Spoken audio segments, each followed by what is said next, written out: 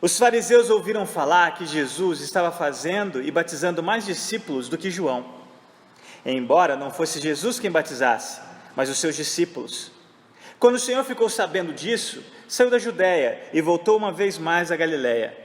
Era-lhe necessário passar por Samaria. Assim chegou a uma cidade de Samaria, chamada Sicar, perto das terras que Jacó dera a seu filho José.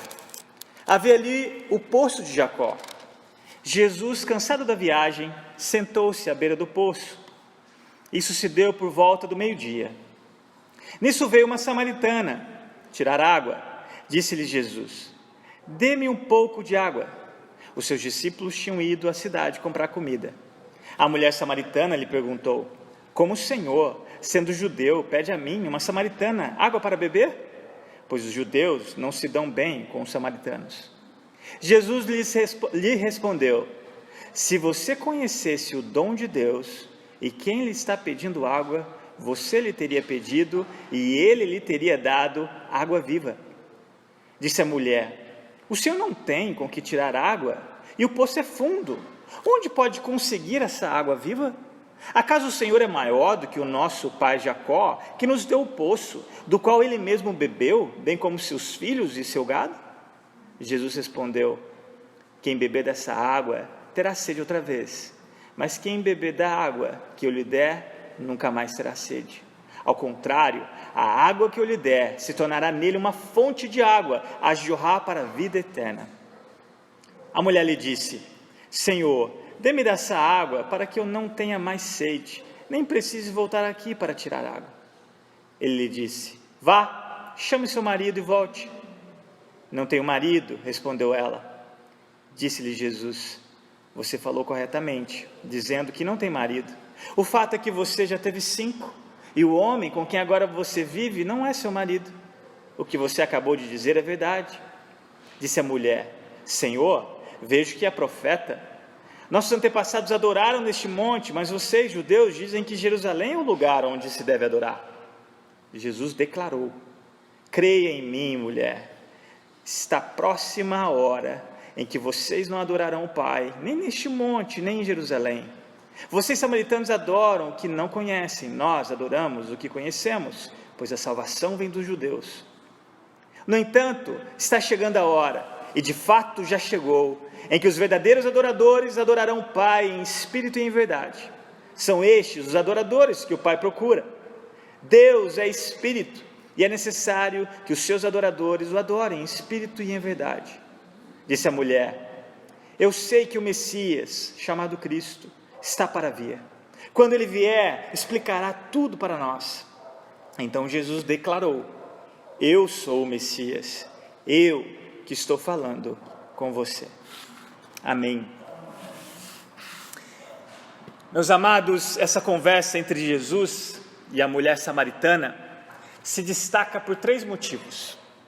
O primeiro é a conversa mais longa registrada com Jesus com alguém, inclusive com os seus próprios discípulos. É a conversa mais longa que ele teve até então. Em segundo lugar, pela localização desse texto.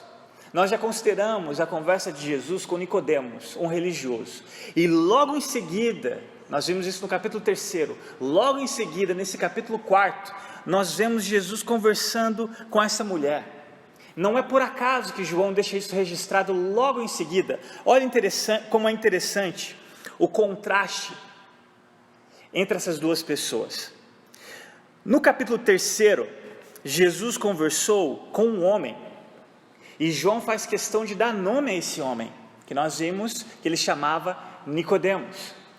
Não só era um homem chamado Nicodemos, mas diante da sociedade, um homem de grande respeito. Moralmente falando, ele era uma pessoa que poderíamos dizer correta aos olhos dos homens. Mas observe agora, no capítulo seguinte, o 4º capítulo, Jesus agora está falando com uma mulher, e não apenas uma mulher, mas uma mulher samaritana. Uma mulher que, em contraste com Nicodemos, moralmente falando, entre aspas, uma pecadora, que diante das pessoas, ela não tinha um prestígio e nem o respeito de ninguém. Você não pode ler o capítulo 3 separado do 4. Você precisa entender que há uma tensão que João quer trazer para você e eu.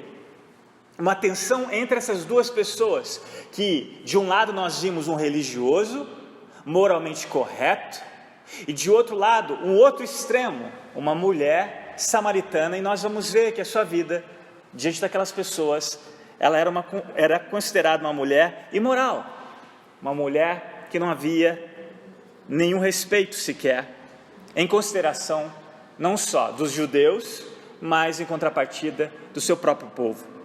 E é interessante que aqui nós podemos perceber, assim como nós vimos em Zaqueu, Jesus como bom pastor, vindo procurar as ovelhas perdidas, vindo procurar o que estava perdido e salvar o que estava perdido. E quando nós olhamos para esses dois contrastes, para esses dois extremos, tanto na vida de um religioso quanto na vida de uma pecadora, nós vemos que tanto o religioso necessita do mesmo Cristo, e assim como uma pecadora, não há nada que Jesus não fizesse, e nós vamos ver as barreiras que ele quebrou para o encontro dessa mulher samaritana. Então, não perca isso de vista, esses 3 pontos principais, desse registro da conversa de Jesus entre essas duas pessoas. Então, só para recapitular na sua mente, o capítulo 3, nós podemos ver em Nicodemos que não há ninguém além da necessidade da graça, certo? Um religioso, ele não está além da necessidade da graça, por mais religiosa que essa pessoa pode ser. E por outro lado, nesse capítulo 4 de João, nos ensina que não há ninguém além do alcance da graça, por mais pecadora que essa pessoa pode ser, ok? Olha comigo o versículo 1, João nos traz aqui o contexto onde essa conversa acontece, por que ela acontece. Versículo 1, diz assim: os fariseus ouviram falar que Jesus estava fazendo e batizando mais discípulos que João, embora não fosse Jesus quem batizasse, mas os seus discípulos. 3, quando o Senhor ficou sabendo disso, saiu da Judeia e voltou uma vez mais à Galileia. Até então Jesus, o único momento que nós sabemos que ele estava na Galileia foi quando ele fez aquele milagre no casamento, do qual ele participou, transformando aquela água em vinho. E agora Jesus, por causa da sua crescente popularidade, evitando aqui o conflito direto com os fariseus, ele deixa aquela região da Judeia e vai em direção à Galileia. Mas reparem comigo, a terceira vez, desde quando nós começamos a considerar o 3º capítulo, a terceira vez onde essa palavra necessário aparece. Olha o versículo 4 comigo. Era-lhe necessário passar por Samaria. Essa declaração era necessário, ou talvez em outra versão, ele deveria passar por Samaria. Ela tem um grande significado. Nós já vimos que não era por acaso que Jesus havia passado em Jericó. Lembra quando nós consideramos ele passando por Jericó para ter um encontro com Zaqueu?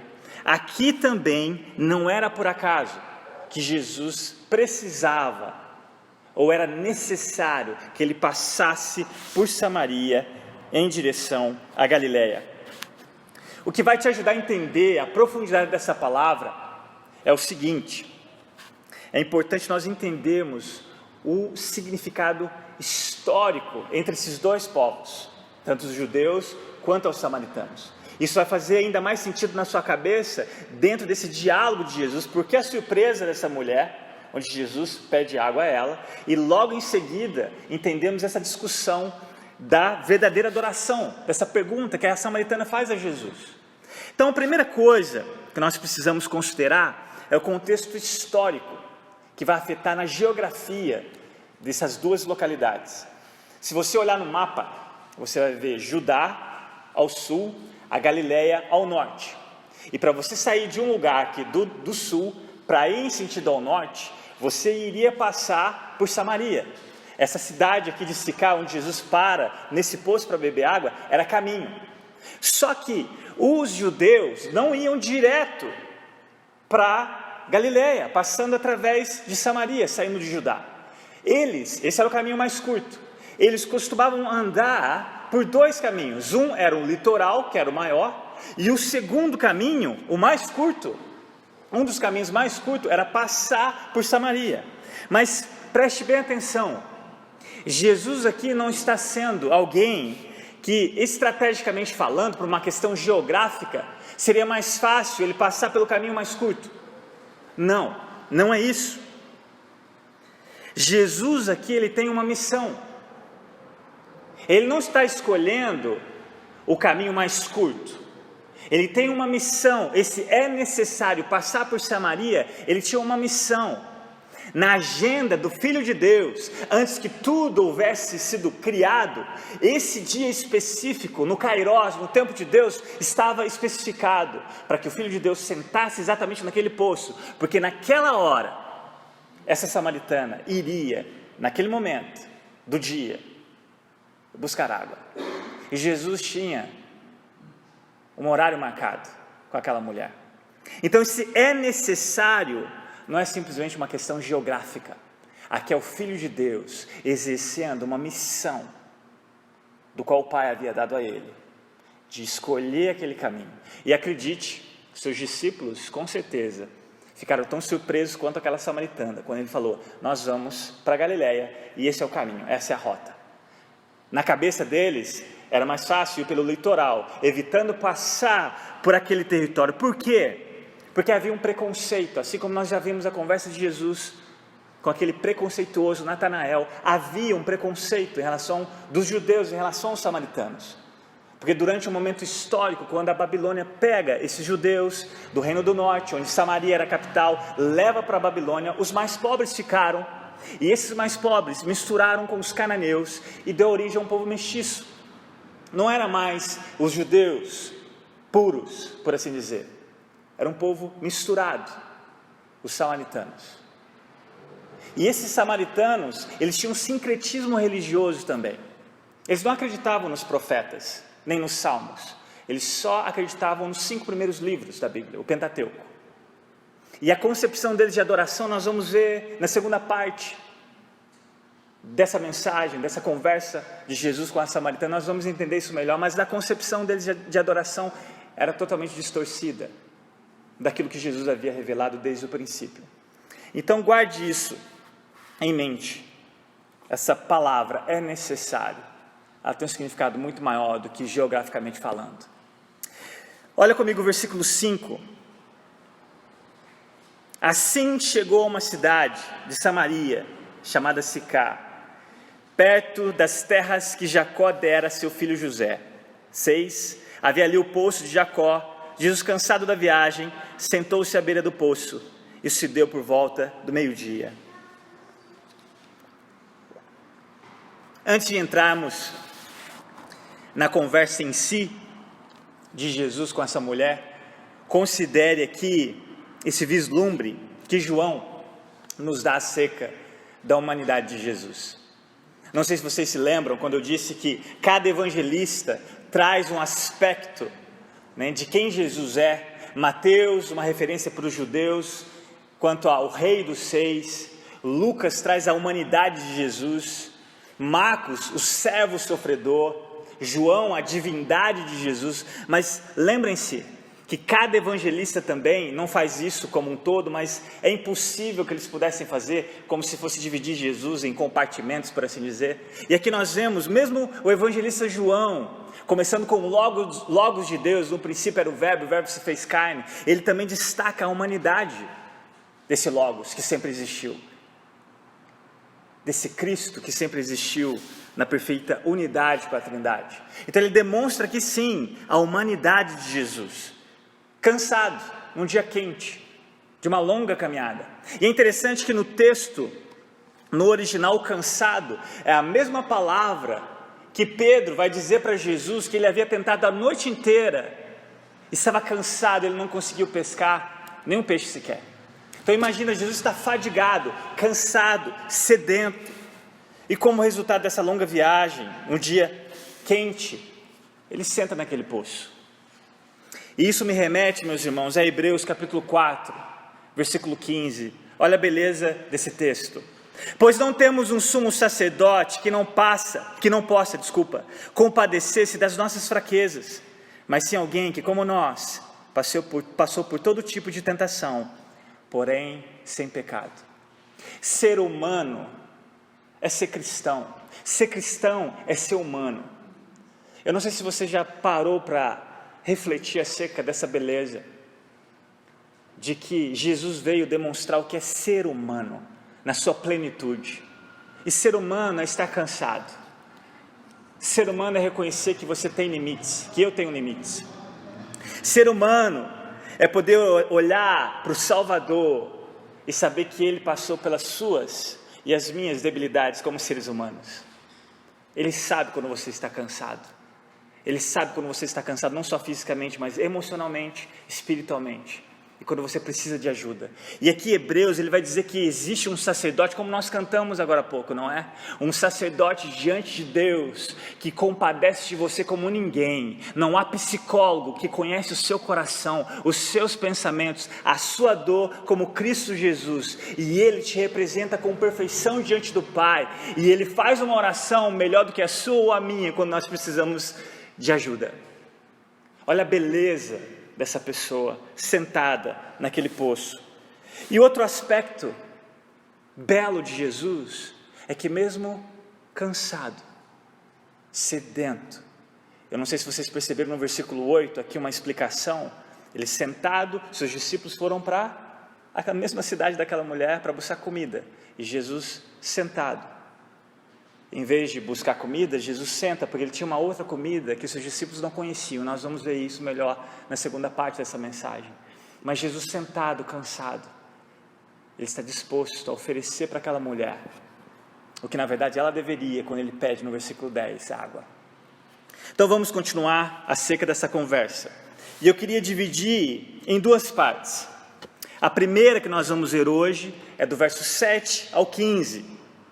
E a segunda parte, e a primeira parte, só lembrando que é acerca desse tópico que Jesus trata, da água viva. A segunda parte vai ser do verso 16 ao 26. Nós vamos considerar na semana que vem, se Deus assim nos permitir, acerca da verdadeira adoração que está linkada com essa primeira parte que nós vamos ver hoje à noite.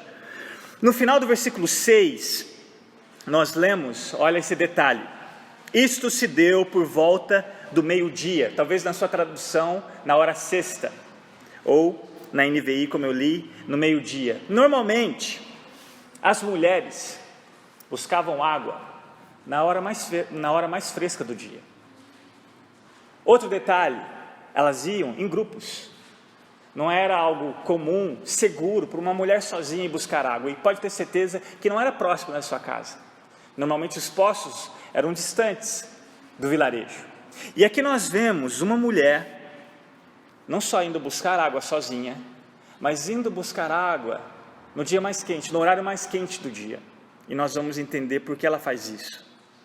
E olha que quem toma a iniciativa da conversa, diferente do que nós vimos contrastando com o religioso Nicodemos, quem toma a iniciativa da conversa é Jesus.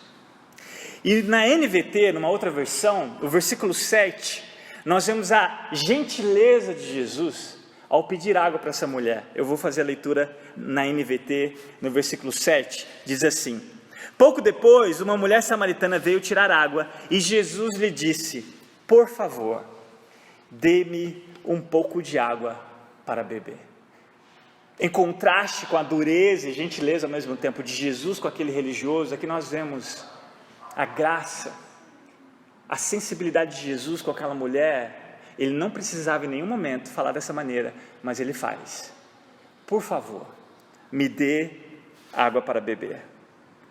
Este pedido de Jesus, ele é escandaloso, meus irmãos. É um pedido escandaloso, em muitos aspectos. Primeiro, ele é um judeu. Segundo, como nós já vimos no contexto histórico, ele está falando com uma samaritana. Não só um judeu, mas ele é homem. Não é comum um homem conversar de maneira pública com uma mulher.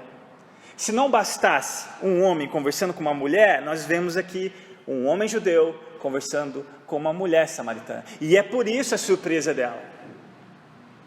E não só ela fica surpresa com o pedido de Jesus, como na pergunta dela, como se fosse uma repreensão a Jesus. E ela se coloca no lugar de como assim, você está cansado, sedento, e nós vamos ver que ela vai mencionar que o senhor não tem nenhum balde, nenhuma corda para tirar água, então eu estou numa posição superior, e quem é o Senhor para me pedir água? E por que eu deveria te dar água? Lembrando, como eu disse, esse contexto histórico por trás desses dois grupos, os judeus e os samaritanos. E o que nós estamos vendo aqui, a primeira nós já vimos, a barreira que Jesus cruzou, que é a barreira geográfica, não é? E aqui também nós estamos vendo uma barreira que Jesus rompe, que é cultural.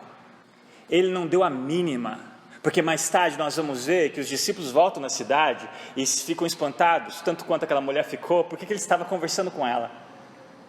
Uma mulher imoral, pecadora, e Jesus como judeu, conversando com ela. Sem dúvidas, não só ela ficou escandalizada, mas os seus discípulos também ficaram escandalizados com a atitude de Jesus. E eu fiquei pensando, será que eu agi errado? Mas uma coisa eu fiz, pelo menos, e eu queria que aquele moço percebesse. Eu queria que ele percebesse que eu o notei, que eu o vi sentado naquele banco, que ele não era uma mera sombra, talvez diante da sociedade, ou como eu já vi outras pessoas zombando e rindo dele pelas costas. Na segunda volta, quando eu vi, eu olhei para ele, eu acenei, dei boa noite. Eu acho que ele deve ter achado estranho, mas eu quis que ele percebesse que eu o vi ali, pelo menos isso.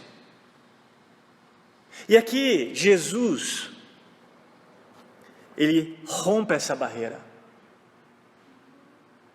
Eu não posso comparar Jesus no meu lugar, se ele estivesse correndo no parque. O que Jesus faria? A questão é o que ele quer que eu faça ou fizesse. E eu acredito que só a maneira de pensar e orar por aquele moço, eu já tinha cumprido a vontade dele. Mas eu queria perguntar para você hoje, antes de continuar, se entrasse esse moço agora, eu espero que você não olhasse para ele como todo mundo já olha.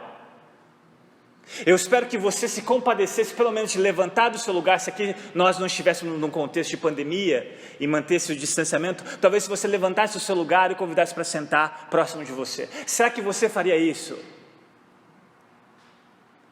Será que você já fez alguma coisa do tipo? Será que a nossa igreja está pronta? Ou quer estar pronta para receber o diferente?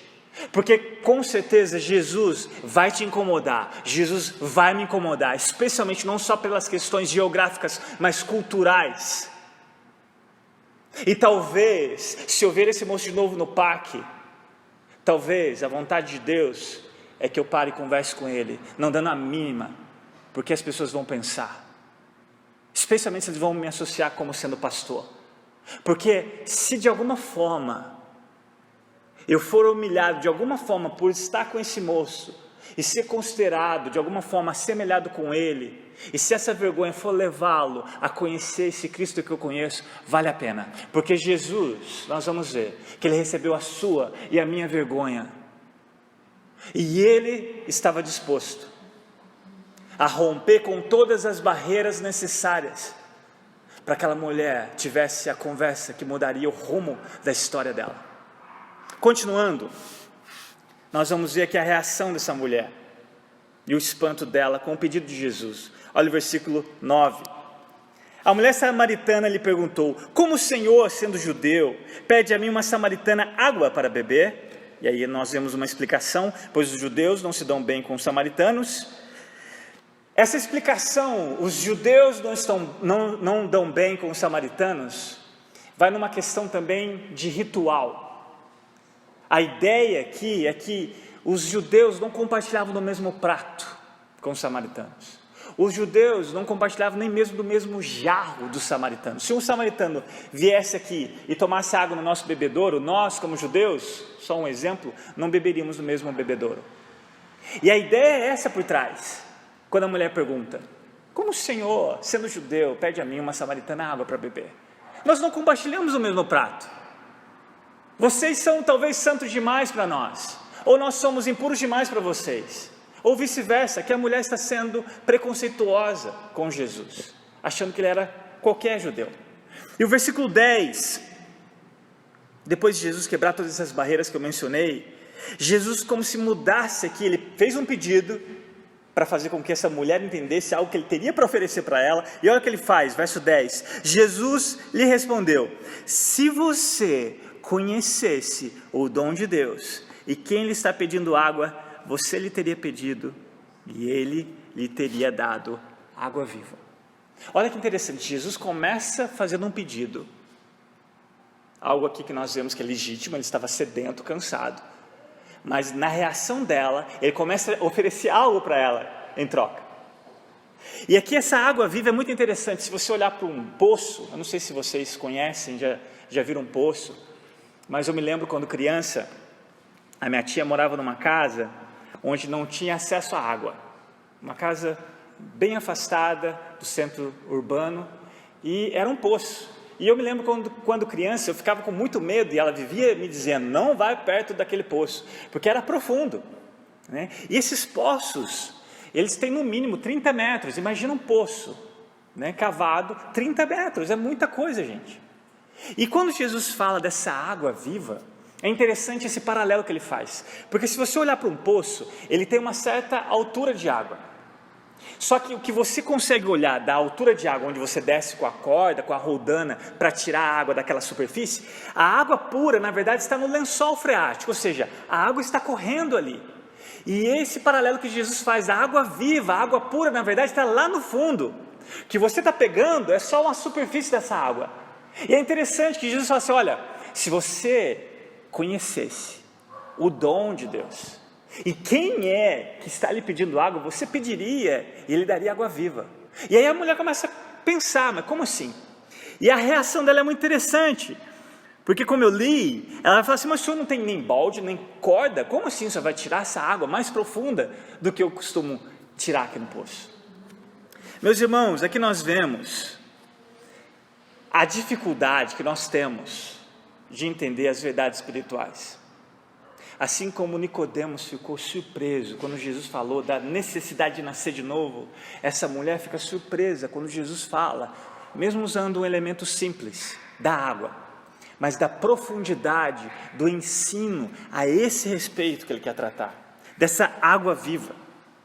E quando Jesus muda a conversa aqui com ela, observe como ele descreve no versículo 10, ele vai dizer primeiro: se você conhecesse o dom de Deus. Em outras palavras, nós vimos na semana passada que o dom de Deus é a dádiva de Deus, o presente de Deus. Hoje nós vamos felicitar os nossos pais, né? Dar um presente, mas nós sabemos do único presente que realmente importa, da dádiva de Deus, em João 3,16, do amor de Deus em enviar o seu único Filho no mundo, não para condenar o mundo, mas que o mundo pudesse ser salvo por ele. E aqui quando Jesus traz esse dom, é a dádiva, é esse dom de Deus que essa mulher ainda não conhece, é esse mesmo presente considerado no versículo 16 do capítulo 3, quando ele conversa com Nicodemos. Romanos capítulo 6, o verso 23, diz o seguinte: pois o salário do pecado é a morte, mas o dom gratuito de Deus é a vida eterna em Cristo Jesus.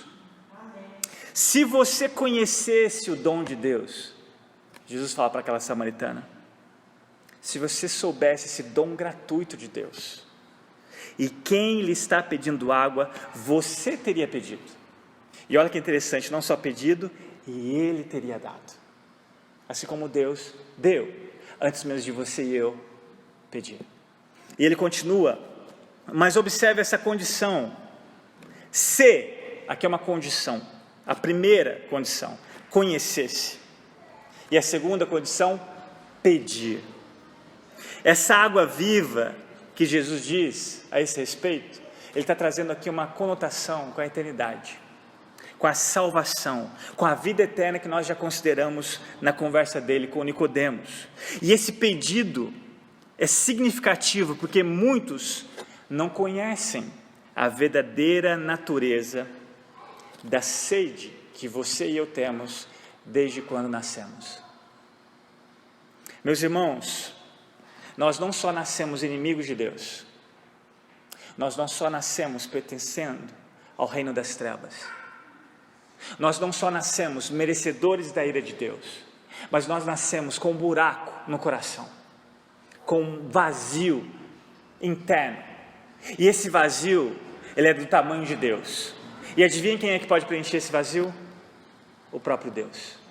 Jeremias, no capítulo 2, versículo 12 e 13, olha o que Deus disse: espantem-se diante disso, ó céus, fiquem horrorizados e abismados, diz o Senhor. O meu povo cometeu 2 crimes. Eles me abandonaram a mim, a fonte de água viva, e cavaram as suas próprias cisternas rachadas, que não retém água. Essa é a humanidade. Uma humanidade com esse buraco, com esse vazio, com essa sede existencial, por assim dizer. O problema é que a humanidade nunca vai buscar o Senhor, a não ser que Ele haja, e nós já vimos isso.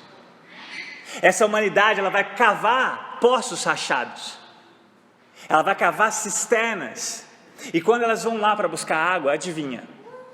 É uma água lamacenta, é uma água que o mundo oferece, é uma água que você vai beber, não vai saciar sua sede, pelo contrário, você vai continuar sedento, e pior, antes mesmo de você ter bebido daquela água. Meus irmãos, essa mulher, assim como Nicodemos, nós vimos um religioso, tentando por justiça própria, receber o favor de Deus, o dom de Deus, e ele não conseguiu nem ver e nem entrar no reino de Deus. Aqui nós vemos uma mulher, pelo contrário, uma mulher pecadora, que vai a essa hora do dia, não porque ela está sedenta daquela água, mas porque Jesus agora ele vai trazer a real condição do coração daquela mulher. É como se ele estivesse mudando de assunto. Olha o versículo 11, e você vai entender melhor essa cisterna rachada lá de Jeremias. Olha o verso 11. Disse a mulher: o Senhor não tem com que tirar água, e o poço é fundo. Onde pode conseguir essa água viva? Verso 13, Jesus respondeu: quem beber dessa água terá sede outra vez. Essa mulher, todos os dias, saía da sua casa e ia até esse poço para buscar água, naquela hora do dia, mais quente, sozinha. Imagina a humilhação dela, e nós vamos entender o contexto daqui a pouco, da vida imoral daquela mulher, todos os dias, tendo que ir buscar água e sofrer humilhação dos seus conterrâneos. E observe o contraste no versículo 14 que Jesus fez, falou para ela: você vai beber dessa água, mas você vai continuar sedenta. Você vai vir aqui depois, no dia seguinte, e no dia seguinte, e assim, todos os dias, e não vai matar a sua sede. Mas a água que eu te ofereci, olha o versículo 14, mas quem beber da água que eu lhe der, nunca mais terá sede. Meus irmãos, esta é a boa notícia da suficiência do Senhor Jesus. A suficiência total que só Jesus satisfaz. Eu não sei aonde você tem buscado a sua satisfação pessoal. Eu não sei da qualidade da água que você tem bebido. Eu não sei se você ainda tem insistido em cavar os poços, talvez os poços do sucesso. Talvez você tenha tentado ser o melhor pai, talvez a melhor esposa, talvez o melhor filho.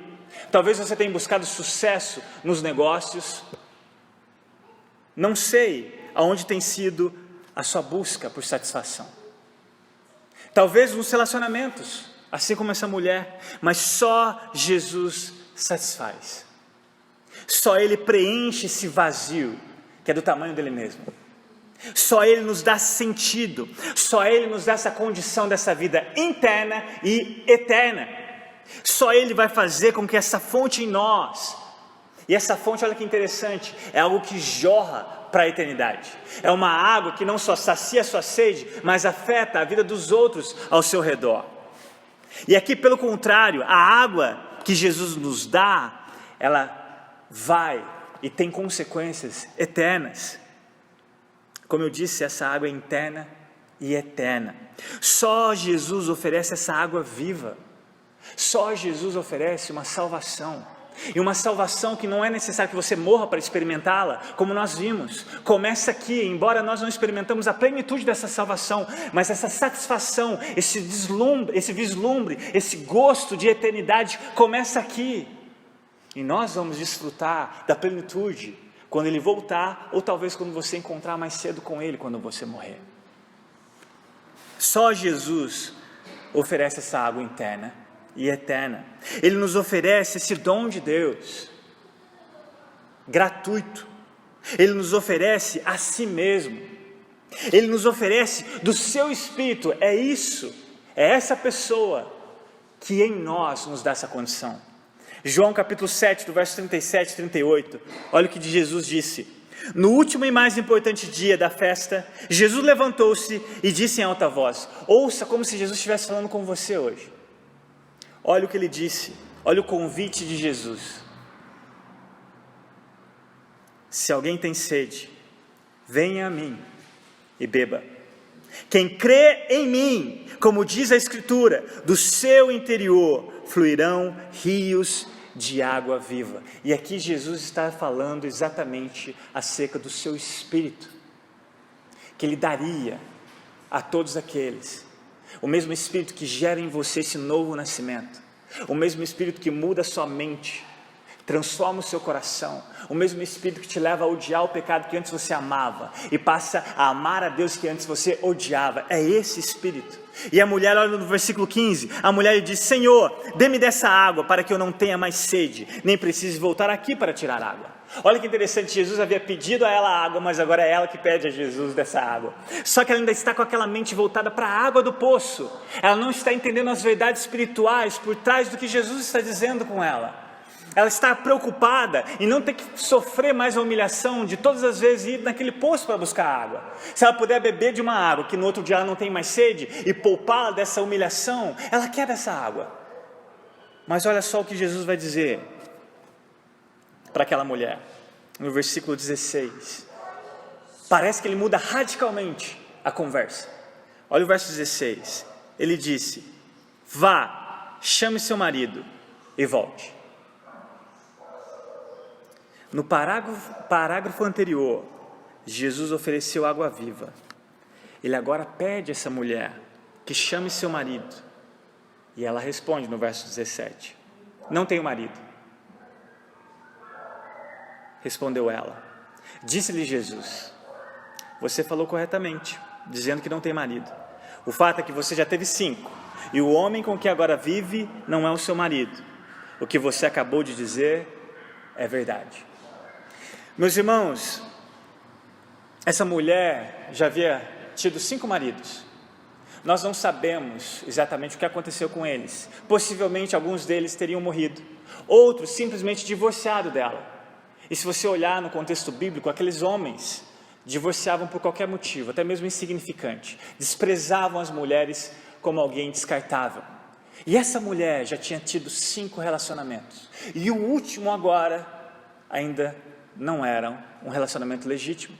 Essa mulher, nesse contexto, falando especificamente dessa mulher, ela buscava a sua satisfação nos relacionamentos. Ela cavava essas cisternas nos relacionamentos. E ela ainda não havia encontrado a satisfação plena. Ela buscava nos homens, no amor dos homens, algo que só Jesus poderia oferecer. Guarde bem isso. Qualquer coisa ou pessoa que você substitua Jesus na sua vida é um ídolo. A propósito, o seu e o meu coração é uma fábrica de ídolos. E tenha certeza, qualquer ídolo, ele não só não te satisfaz, mas ele suga, ele drena as suas energias. Porque um ídolo é morto, e no fim você reflete um ídolo morto, sem vida. E essa mulher experimentava essa desilusão. Essa mulher se encontrava numa vida de frustradas tentativas de satisfação. Mas por que Jesus muda de assunto? Aparentemente muda de assunto. Na verdade, ele vai tratar exatamente de uma área que aquela mulher precisava experimentar dessa água viva, da satisfação que ela ainda não experimentou, tentando de maneira errada. E aqui, meus irmãos, Jesus ele não muda de assunto, ele vai mostrar a essa mulher que para conhecê-lo como o grande Salvador, ela deveria, assim como nós precisamos reconhecer quão grandes pecadores nós somos. Jesus não poderia oferecer esse dom, essa dádiva, a menos que ela reconhecesse a necessidade dela. E só assim ela poderia pedir e ele dar a ela gratuitamente a satisfação que ela buscava. E eu quero encerrar com duas aplicações práticas da conversa de Jesus com essa mulher, nessa primeira parte dessa mensagem. E eu queria perguntar para vocês, e também a mim mesmo, essa pergunta: estamos dispostos, assim como Jesus, em quebrar as barreiras geográficas e culturais, para que um pecador ouça as boas novas do Evangelho através de nossas vidas? Talvez a sua barreira geográfica seja apenas o outro lado da sua rua. Talvez um vizinho que esteja na mesma condição dessa mulher, ou em outra. Um vizinho que insiste em cavar os seus próprios poços, porque ele não conhece a fonte que você e eu conhecemos em Cristo Jesus. Talvez a sua barreira geográfica é só o outro lado da rua. Será que você está disposto a fazer isso? Talvez no seu trabalho, talvez na sua escola, você pelo menos tenha orado para quebrar qualquer barreira que for cultural. Talvez, como eu disse, será que nós vamos receber os diferentes do Vila Góes, que muitas igrejas ainda olham para eles com desdenho, como aqueles judeus que faziam questão de dar a volta? Talvez algum de nós damos a volta em quarteirões para não encontrar com alguém. Eu queria que você refletisse seriamente nessa pergunta. Segunda, para vocês e para aqueles que irão ouvir essa mensagem: onde você tem procurado satisfação? Onde você tem procurado satisfação? Será que você abandonou a única fonte, o próprio Cristo, para buscar no mundo cisternas rachadas, poços rachados que não matam a sua sede, que não retém água, mas o deixa com mais sede? As ilusões desse mundo o deixa com mais sede, depois de acreditar nas mentiras que o mundo tem oferecido. Aonde realmente está a sua satisfação? Será no sucesso, seja qual o sucesso que você tem buscado?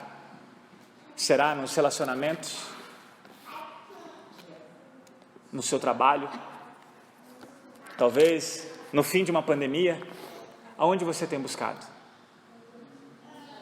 Que o Senhor nos ajude a ouvir o seu convite. Eu vou encerrar com esse convite.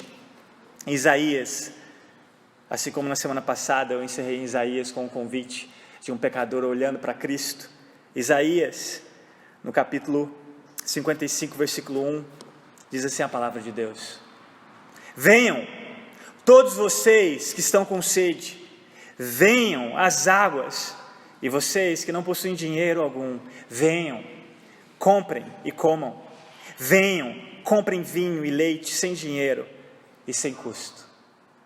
Meus irmãos, o convite é para você, o convite é para mim, é gratuito.